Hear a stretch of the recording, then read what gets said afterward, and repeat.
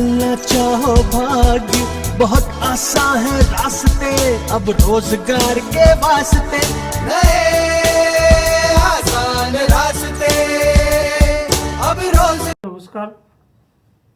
अभी हमारे देश में किसानों के हित को लेके जो भारत सरकार ने 2 बिल लोकसभा में पास किए हैं, उनको लेकर बहुत गलतफहमियां युवाओं के बीच में और किसानों के बीच में फैलाई जा रही हैं। ये 2 बिल हैं, farmers produce trade and commerce promotion and facilitation bill, और दूसरा है farmers empowerment and protection agreement on price assurance and farmer services bill. इन दोनों को अगर हम एक साथ देखें तो हम ये जान पाएंगे कि 21वीं सदी की खेती को सुविधाजनक और लाभ का व्यवसाय बनाने के लिए ये दोनों विधेयक कितने आवश्यक थे, और इनकी मांग हमेशा हर सरकार में हर पार्टी और हर किसान संगठन ने की है। पर जब भारत सरकार द्वारा ये बिल पास कर दिए गए तो हमारे कुछ राजनीतिक दल और कुछ किसान संगठन इस तरह का भ्रम फैलाने की कोशिश कर रहे हैं कि ये किसानों के हित में नहीं है। इससे हिंदुस्तान की खेती ख़त्म हो जाएगी, खेती के ऊपर कॉरपोरेट या मल्टीनेशनल कंपनियों का कब्जा हो जाएगा और किसान अपनी ही ज़मीन पर मजदूर हो जाएंगे। अभी हाल ही में एक पार्टी विशेष द्वारा बेरोजगार सप्ताह भी मनाया जा रहा है, जिसमें वो बेरोजगारों को ये एहसास कराने की कोशिश कर रहे हैं कि उनकी पार्टी चूँकि शासन में नहीं है, इसलिए देश में बेरोजगारी है। पर क्या हम जानते हैं कि ये बेरोजगारी किसानों की समस्याएं पिछले 70 साल से एक जैसी क्यों चली आ रही हैं? क्योंकि हमारे राजनेताओं ने हमेशा इस बात का ख्याल रखा कि जो उनके फॉलोअर्स हैं, जो उनके समर्थक हैं, उन्हें ना तो ठीक से शिक्षित किया जाए, ना ही उनको कोई रोजगार के अवसर दिए जाएं, ताकि वो हमेशा अशिक्षित, अज्ञानी और बेरोजगार रहें, गरीब रहें। तभी तो वो उनका अटैची उठा के, बैग उठा के उनके पीछे घूमेंगे, तभी तो वो उनके समर्थन में नारे लगाएंगे, और वो हमेशा ये उम्मीद जताते हैं कि वो उनके साथ रहेंगे तो उनकी रोजी रोटी चलेगी। जिन विषयों को लेके ये कथाकथित नेता या विद्वान अपनी राय रख रहे हैं, कभी आपने उनके परिवार, उनके बच्चे, उनके आय के साधनों को आपने देखा? जिन विषयों पर वो राजनीति कर रहे हैं, उनकी आय उन विषयों से संबंधित नहीं है, उनके बच्चे बेरोजगार नहीं हैं। और जब लोकसभा या विधानसभा का चुनाव होता है तो हर नेता अपनी संपत्ति का ब्यौरा प्रस्तुत करता है, तब आपको पता लगता है कि उनका नेता कितने करोड़ रुपए का मालिक है। तो ऐसे लोग जो खुद करोड़ों रुपए के मालिक हैं और जो अपने वारिसों के लिए पीढ़ियों का व्यवस्था करके चल रहे हैं, एक पीढ़ी भी नहीं, 10 पीढ़ी भी नहीं, 20-25 पीढ़ी तक उनके वारिसों को कुछ करने की जरूरत नहीं है। क्या ये उचित है कि वो गरीब के बच्चों को, किसानों को गलत जानकारी दें, उनको काम का नुकसान कराएं, उनको डंडे लाठी खाने के लिए सड़क पे भेजें, कोरोना जैसी छूत की बीमारी के बावजूद भीड़ इकट्ठी करें ताकि गरीब लोगों को कोरोना हो और वो उससे मरें? ये खाली पीली आश्वासन देने का जो काम है, वो पिछले कई दशकों से हमारे देश में चलता रहा है।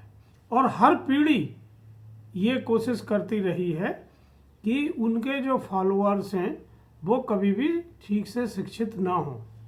कभी भाषा के नाम पे, कभी प्रांत के नाम पे, कभी जाति के नाम पे, और कभी व्यवसाय के नाम पे, आरक्षण के नाम पे। हमेशा ऐसी बातों को लेके आंदोलन किए जाते हैं और सार्वजनिक संपत्तियों का नुकसान किया जाता है, जबकि ये सार्वजनिक संपत्तियां उन्हीं गरीब आदमियों के उपयोग में आती हैं।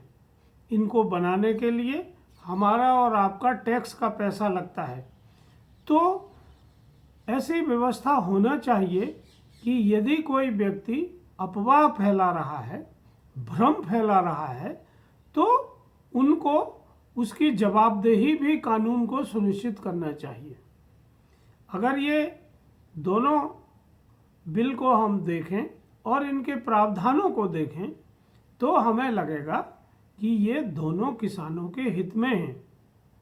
हमारे यहाँ हर चीज़ सड़क पे निपटाए जाने की जो प्रवृत्ति बढ़ रही है, इस पर रोक लगना चाहिए। विषयों पे बहस हो, विद्वानों के बीच में बहस हो, किसान संगठनों के बीच में बहस हो, राजनीतिक पार्टियों के बीच में बहस हो। बहस करना कोई बुरी बात नहीं है। हिंदुस्तान में वाद विवाद को हमेशा से बढ़ावा मिला है। हमारी ये संस्कृति का हिस्सा रहा है कि सबके पॉइंट ऑफ व्यू को सुना जाए, उन्हें अपनी बात रखने का मौका दिया जाए। पर ये जो अजीब तरह का भीड़ तंत्र इकट्ठा किया जा रहा है कि भीड़ इकट्ठा करिए, सड़कों को रोक दीजिए, सार्वजनिक संपत्तियों को नुकसान पहुंचाइए और फिर उन लोगों को छोड़ दीजिए जो उस आंदोलन में सम्मिलित हुए हैं, उनको कोर्ट केस लड़ने दीजिए, जेल में पड़े रहने दीजिए और व्यक्तिगत उनका नुकसान होने दीजिए, और नेता परिदृश्य से गायब हो जाते हैं। तो ये जो इर्रिस्पॉन्सिबिलिटी है, इससे जवाबदेही अब देश को तय करना चाहिए, क्योंकि ये बहुत हो गया। इससे न केवल आर्थिक नुकसान हो रहा है बल्कि सामाजिक वैमनस्यता भी फैल रही है और युवाओं में एक तरह का अवसाद आता जा रहा है। जहां युवाओं के मन में ये उम्मीद होना चाहिए कि उनका भविष्य उज्जवल होगा, वहीं उनके मन में ये बात निरंतर डाली जा रही है कि आपका भविष्य अंधकारमय है। हिंदुस्तान में कोई भी व्यवस्था ऐसी नहीं हो सकती है जो अपनी आगे की पीढ़ी को इतनी खतरनाक स्थिति में ले जाए। आज कोरोना के संकट से पूरा विश्व लड़ रहा है, पूरे विश्व की अर्थव्यवस्था प्रभावित हुई है। ऐसे में भारत सरकार द्वारा एक सकारात्मक पहल की गई, जहां देश की 55% जनसंख्या जो खेती पर प्रत्यक्ष या परोक्ष रूप से निर्भर है और 100% जनसंख्या जो उपभोक्ता के तौर पर निर्भर है, उसके रिफॉर्म के लिए, पुरानी कानूनों को बदलने के लिए ये कार्यवाही की गई है। और ये आज के बाजार के अनुरूप, समाज के अनुरूप, लोगों की अपेक्षाओं के अनुरूप व्यवस्थाएं हैं। बात इस बात की होना चाहिए कि इन दोनों बिल को पास होने के बाद किस तरह के रोजगार की अपॉर्चुनिटी बढ़ेंगी, गांव के स्तर पर किस तरह के रोजगार होंगे और शहर के स्तर पर किस तरह के रोजगार होंगे, उपभोक्ता के स्तर पर किस तरह के नए रोजगार सृजित होंगे। अगर हम देखें कि गांव के स्तर पर किस तरह के रोजगार होंगे, तो पहली बार इस तरह की व्यवस्था की गई है कि गांव में जो फार्मिंग है उसको कॉन्ट्रैक्ट फार्मिंग के तौर पे या बाजार आधारित फार्मिंग के तौर पे विकसित किया जाए। देखिए, परंपरागत फसलें उगाने में किसानों को बहुत ज़्यादा लाभ नहीं होता है और ज़रूरत से ज़्यादा फसलें उगाने में उनका मूल्य भी नहीं मिलता है। तो आज भी गांव में बहुत सारे जो किसान हैं और उनके जो पढ़े लिखे बच्चे हैं, बहुत सारे इंजीनियर, एमबीए और कंप्यूटर इंजीनियर्स अपना अच्छा बिजनेस छोड़ के, अच्छी सर्विस छोड़ के खेती की तरफ उन्मुख हो रहे हैं, गांव की तरफ आ रहे हैं। और ये सकारात्मक पहल है कि लोग खेती की तरफ आकर्षित हो रहे हैं। तो कोई भी ये बात जानता है कि हमारे यहाँ एक उत्तराधिकार का कानून है कि जब भी पिताजी मरेंगे तो ज़मीनें बटेंगी, और पिताजी लोग मरते जा रहे हैं और ज़मीनें बढ़ती जा रही हैं। औसत भूमि का जो आकार है वो 1 हेक्टेयर के आसपास है। जब आपके पास छोटी जोत होती है तो आपको कम कृषि आदान लगते हैं, तो आप सप्लाई चेन में आखिरी आदमी से खरीदते हैं। अगर सप्लाई चेन में सामान्यतः 4 लोग होते हैं, फैक्ट्री और किसान के बीच में, फार्मर के बीच में, तो छोटे किसान को इन 4 लोगों का प्रॉफिट देने के बाद सामग्री मिलती है। सामग्री की उपलब्धता की कोई गारंटी नहीं होती, क्वालिटी की कोई गारंटी नहीं होती है, और कीमत तो ज़्यादा देनी ही पड़ती है। इसी तरह मार्केट में, कमोडिटी के मार्केट में जो मुख्य खरीदार हैं वो 3 लोग हैं। उनमें एक होलसेलर हैं, दूसरे प्रोसेसर हैं और तीसरे एक्सपोर्टर हैं, जो कमोडिटी मार्केट को समझते हैं, जिनको अंतर्राष्ट्रीय परिदृश्य पता होता है, राष्ट्रीय परिदृश्य पता होता है कि एक ही फसल किन किन राज्यों में हो रही है, उसकी स्थिति क्या है, कब फसल आएगी, बाजार की डिमांड और सप्लाई की स्थिति क्या रहने वाली है। ये जानकारी इन लोगों के पास होती है। और जो छोटे किसान हैं, चूँकि उनके पास कम उपज होती है, तो वो स्थानीय व्यापारी को बेचते हैं, और स्थानीय व्यापारी और जो होलसेलर, प्रोसेसर और एक्सपोर्टर हैं, उनके बीच में 6 से 7 लोग काम करते हैं, और इन 6-7 लोगों का प्रॉफिट घटा के किसान को मूल्य मिलता है। तो एक तरफ किसान 4 लोगों का प्रॉफिट जोड़ के कीमत देता है, दूसरी तरफ 6 लोगों का प्रॉफिट घटा के अपनी सामग्री बेचता है। ये वो पॉइंट है जहाँ कृषि में दुष्चक्र शुरू होता है। और ये दोनों विपरीत परिस्थितियाँ, ये कोई भी सरकार हमारे देश में रहे, वो ना तो बाजार को बदल सकती है और ना उत्तराधिकार के कानून को बदल सकती है, क्योंकि ये बहुत इमोशनल इशू हैं। अब जो ये 3 खरीदार हैं कमोडिटी के, एक्सपोर्टर, प्रोसेसर और होलसेलर, इनकी 3 मुख्य शर्तें होती हैं। एक शर्त है ह्यूज क्वांटिटी, बड़ी मात्रा, दूसरा सेम क्वालिटी और कंसिस्टेंट क्वालिटी, और तीसरा कॉम्पिटिटिव प्राइस, प्रतिस्पर्धात्मक मूल्य। अब ये जो 3 मूलभूत शर्तें हैं, ये छोटा जो लघु और सीमांत किसान है 1 हेक्टेयर का, वो ये 3 शर्तें पूरी नहीं कर पाता है। इसीलिए ये 5 या 6 लोगों की जो सप्लाई चेन है, वो छोटा छोटा उत्पाद खरीदते हैं, उनकी ग्रेडिंग करते हैं और उनकी क्वालिटी बना के आगे बेचते हैं। अभी धीरे धीरे आप देखेंगे कि पिछले 15 से 20 साल में जो अच्छी बात हुई है वो ये हुई है कि हमारे देश में फसल वाइज क्लस्टर डेवलप हो गए हैं। कहीं सब्जी का क्लस्टर है, कहीं फलों का क्लस्टर है, कहीं मसालों का क्लस्टर है, कहीं गन्ने के गेहूं का क्लस्टर है, या सोयाबीन का क्लस्टर है, या धान का क्लस्टर है, मक्के का क्लस्टर है। और उस क्लस्टर में 50-60 हज़ार किसान एक ही फसल उत्पादित कर रहे हैं।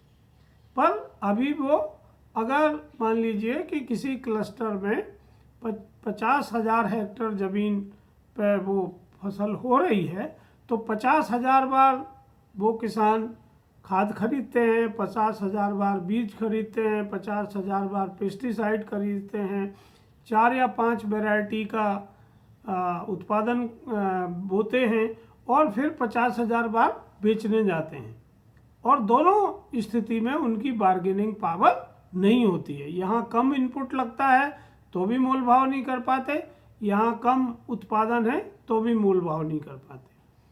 अगर ये किसान जमीन न मिलाएं, केवल उसी फसल को, जिस फसल को वो पैदा कर रहे हैं, उसका पैकेज ऑफ प्रैक्टिस एक जैसा कर लें, काम करने का तरीका एक जैसा कर लें। मान लीजिए 50,000 में से 5,000 किसान एक ही वैरायटी की फसल उगाएं, खेत जोतने से लेके बेचने तक की व्यवस्था को स्टैंडर्डाइज कर दें, तो उन किसानों के पास ह्यूज क्वांटिटी होगी, सेम क्वालिटी होगी, कंसिस्टेंट क्वालिटी होगी, उनका इनपुट एक साथ आएगा तो वो कॉम्पिटिटिव प्राइस पर बेच सकते हैं। ये एक सिंपल चीज़ है जो औद्योगिक घराने हमेशा से अपनाते रहे हैं। अमूल या कोऑपरेटिव का जो मॉडल है या प्रोड्यूसर कंपनी का जो मॉडल है वो इसी सिद्धांत के ऊपर आधारित है कि लोग काम अलग अलग करें पर काम का तरीका एक जैसा कर लें, तो बाजार में वो बार्गेन कर सकते हैं, मोल भाव कर सकते हैं। अब इसके लिए जो अभी बिल आया है जिसमें खेती की सर्विसेज को पहली बार एग्रीमेंट करने के अंदर लाया गया है, तो जो ग्रामीण बच्चे अभी ये काम करना चाहते हैं वो बाकायदा किसानों के साथ अनुबंध कर सकते हैं। पहले ऐसी कोई व्यवस्था नहीं थी। हम जानते हैं कि गांव में बहुत सारे किसान हैं, बहुत सारे किसानों के बच्चे हैं जो ग्रुप में काम करते हैं, जिनके पास 100, 200, 250 किसान, 500 किसान होते हैं। वो सब्जी एक जैसे तरीके से पैदा करते हैं या दूसरी चीज़ें पैदा करते हैं, पर अभी तक उसको कोई कानूनी मान्यता नहीं थी। अब वो इस बिल के तहत उनके साथ एग्रीमेंट कर सकते हैं और फिर एक जैसे तरीके से फसलें पैदा कर सकते हैं। इसी तरह जो एक्सपोर्टर हैं, हम दूसरे देशों में क्यों एक्सपोर्ट नहीं कर पाते हैं? क्योंकि हर देश में स्वास्थ्य के नियम होते हैं, फसलों के स्टैंडर्ड तय होते हैं, उसमें कौन सा पेस्टिसाइड चाहिए, उसकी साइज कैसी होनी चाहिए, उसका कलर कैसा होना चाहिए, ये पैरामीटर तय होते हैं। हमारे यहाँ जो ग्रेडिंग की व्यवस्था होती है वो उत्पादन के पश्चात ग्रेडिंग होती है। अब ये जो उत्पादन के पश्चात जब आप ग्रेडिंग करते हैं तो आप केवल साइज या कलर के हिसाब से ग्रेडिंग कर सकते हैं। उसके अंदर जो पेस्टिसाइड चला गया है, उसके अंदर जो फर्टिलाइज़र चला गया है, उसको आप नहीं बदल सकते हैं। तो ऐसी फसल का निर्यात होना बहुत मुश्किल हो जाता है, या ऐसी फसल को जब आप प्रसंस्कृत करके कोई उत्पाद बनाते हैं तो उस उत्पाद को बेचना भी कठिन हो जाता है। तो अगर जो प्रसंस्करण करता है, जो एक्सपोर्टर हैं, वो भी किसानों के साथ अनुबंध कर सकते हैं। और इसमें मूल्य तय करने के लिए दोनों चीज़ें हैं, या तो आप एक फिक्स मूल्य तय कर लीजिए या आप एक फिक्स मूल्य करके एक फ्लेक्सिबल मूल्य रखिए जो मार्केट के आधार पर हो, और तभी ये व्यवस्था चल सकती है। क्योंकि अगर फिक्स मूल्य हो गया और मंडी में भाव बढ़ गया, बाजार में भाव बढ़ गया, तो किसान कॉन्ट्रैक्ट को ऑनर नहीं करता है, वो कॉन्ट्रैक्ट को तोड़ के डायरेक्ट मार्केट में अपना उत्पाद बेचता है। इसी तरह जब मार्केट में दाम कम हो जाते हैं तो जो कंपनियां जिनने कॉन्ट्रैक्ट किए हैं वो क्वालिटी के इशू ले आती हैं। वो मना नहीं करेंगी पर वो क्वालिटी के इशू ले आएंगी और विवाद उत्पन्न हो जाएगा और वो मटेरियल बिक नहीं पाता है। तो अगर हम बाजार में एक फिक्स कॉन्ट्रैक्ट रखें कि हम इतना पैसा आपको कम से कम देंगे, और एक फ्लेक्सिबल कॉन्ट्रैक्ट हो जो बाजार के मूल्य के हिसाब से घटा बढ़ी होती हो, तो दोनों पक्षों के लिए ये विन विन सिचुएशन हो सकती है। अब यहाँ कॉन्ट्रैक्ट को पालन करने के लिए, सेम पैकेज ऑफ प्रैक्टिस अपनाने के लिए बहुत सारे वर्कर्स की ज़रूरत होती है।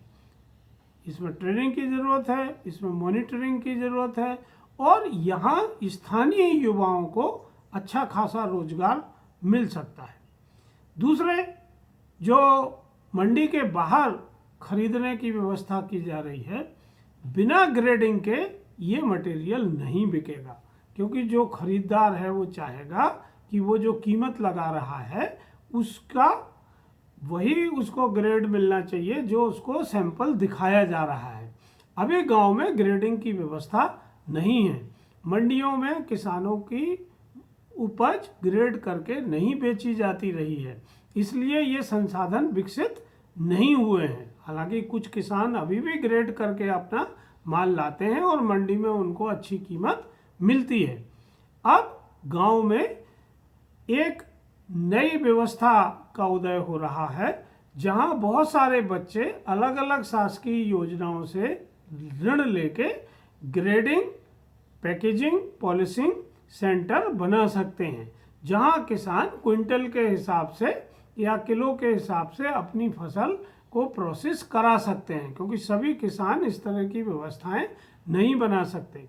इसी तरह ग्रेडर की ट्रेनिंग लेके बहुत सारे युवा ग्रेडिंग का काम कर सकते हैं, ताकि वो गांव में ही ये सुनिश्चित करें कि किस तरह की क्वालिटी है, ए ग्रेड का माल है, बी ग्रेड का माल है, सी ग्रेड का माल है। तो यहाँ जो फेयर एवरेज क्वालिटी नॉर्म हैं, उन फेयर एवरेज क्वालिटी नॉर्म के आधार पर मटेरियल को सर्टिफाई करने के लिए बहुत सारे ग्रामीण युवाओं की ज़रूरत होगी, और उनको ट्रेनिंग देके ये एक नया रोजगार का अवसर उनके लिए निकल सकता है। अभी तक मंडी के थ्रू जब आप खरीद फरोख्त करते थे तो आपको बहुत ज़्यादा पैसे की ज़रूरत होती थी, बहुत ज़्यादा कानूनी प्रावधान थे, बहुत सारी जानकारियां आपको देना पड़ती थी, मंडी में फी लाइसेंस लेने के लिए पैसा डिपॉजिट होता था, और बेरोजगारों के पास इतना पैसा नहीं होता था। अब जब मंडी के बाहर ये खरीदी शुरू होगी तो आपके पास केवल पैन कार्ड होना जरूरी है। तो बहुत सारे युवा जो इस तरह की ट्रेडिंग में आना चाहते हैं, उनके लिए एक अच्छा अवसर है, वो ट्रेडिंग में आ सकते हैं। दूसरे, जगह जगह खरीदी केंद्र बन जाने से 30-40 किलोमीटर, 50 किलोमीटर तक गल्ला ढोके ले जाने की आवश्यकता नहीं है, कमोडिटी ढोके ले जाने की आवश्यकता नहीं है। आप आज भी देखते हैं कि फल सब्जियां हैं या जो रोज़ मंडी में आती हैं वो बसों में भरी रहती हैं, उन्हीं बसों में यात्री बैठे रहते हैं, वो उन्हीं सब्जियों के ऊपर बैठ जाते हैं, ना वो ठीक तरीके से पैकिंग होती है, ना उनको ठीक तरीके से परिवहन किया जाता है। तो अब गांव में परिवहन की, ट्रांसपोर्ट करने की एक नई अपॉर्चुनिटी है, जहां ग्रामीण युवा अपना रोजगार कर सकते हैं। वो ऐसी गाड़ियाँ, छोटी गाड़ियाँ या बड़ी गाड़ियाँ ऋण लेके, बैंक से ऋण लेके ले सकते हैं, जिसमें वो गांव के उत्पाद को खरीदार तक आसानी से ले जाएं। शीत जो कोल्ड व्हीकल होते हैं जिसमें टेम्परेचर को मेंटेन किया जाता है, ऐसे व्हीकल भी ऐसे युवा ले सकते हैं। अब इस व्यवसाय को करने के लिए बहुत सारे पैसे की ज़रूरत है। जब ट्रांसपोर्ट करते हैं तो इंश्योरेंस की ज़रूरत है। तो बहुत सारी इंटरमीडिएटरीज व्यवस्थाएं इसमें काम करेंगी, और यहाँ भी युवाओं को रोजगार के नए अवसर बनेंगे, जहाँ वो काम कर सकते हैं। तो ये जो डिस्ट्रीब्यूशन चेन है, इसको डेवलप करने में स्थानीय लोगों को रोजगार मिलेगा। यहाँ बड़ी कंपनियां भी काम करेंगी और छोटे कंपनी के लोग भी काम करेंगे, और व्यक्तिगत लोग भी काम करेंगे। तो ये कुछ ऐसे क्षेत्र हैं जो इन अध्यादेशों के बाद खेती में वैल्यू एडिशन स्थानीय स्तर पर होने से एक तो किसान को अच्छा मूल्य मिलने लगेगा, दूसरे व्यापारियों को या प्रोसेसर्स को या एक्सपोर्टर्स को अच्छी क्वालिटी का मटेरियल मिलेगा, ताकि वो इसको न केवल देश में बल्कि विदेशों में भी प्रसंस्कृत करके भेज सकते हैं। तो हमें ऐसे रोजगार के अवसरों को समझना चाहिए। ई फसल जैसी कंपनियों से संपर्क करना चाहिए। ई फसल इस तरह की ट्रेनिंग देती है, लोगों को प्रैक्टिकल अनुभव कराती है, काम करना सिखाती है, ताकि वो इस सब तरह के कामों में अपना रोजगार कर सकें। तो मेरा अनुरोध है कि भीड़ का हिस्सा बनने से बेहतर है कि आप अपनी स्किल को बढ़ाएं, आप अपने व्यवहारिक ज्ञान को बढ़ाएं और अपने लिए रोजगार सुनिश्चित करें। कोई भीड़ का हिस्सा बनने से, नारे लगाने से आपको रोजगार नहीं देने वाला है। ये हमारे युवाओं को, किसानों को समझना चाहिए। तो जो वो समय रोड के ऊपर लगाना चाहते हैं, वो समय उन्हें अपने कौशल को बढ़ाने के लिए करना चाहिए और ई फसल जैसी कंपनियों की मदद लेना चाहिए। मुझे उम्मीद है कि ये जो नए बदलाव आ रहे हैं, इससे आप अपने लिए अवसर खोजेंगे और अपना स्वयं का रोजगार खड़ा करेंगे, जहां न केवल आप को रोजगार मिलेगा, बल्कि आप 10-20 दूसरे लोगों को रोजगार दे सकते हैं। धन्यवाद।